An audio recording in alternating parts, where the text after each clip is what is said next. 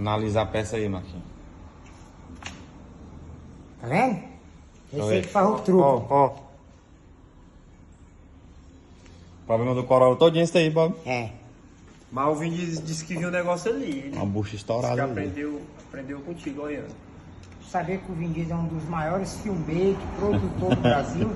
Eu nunca vi ele com a chave na mão consertando o Mas carro. ele disse ali. Reclame com ele agora. Pegue, Isso aí é quando o duas cara não vezes. tem coragem de mostrar os defeitos no carro e fica botando a culpa no... É, seguinte, deixa eu falar uma coisa pra você. Deixa de ideia, peão. Deixa de ideia. Eu adoro quando o dono do carro tá do lado, assim, pra olhar o serviço. Se ele quiser meter bem que a cabeça dele aqui, ele pode.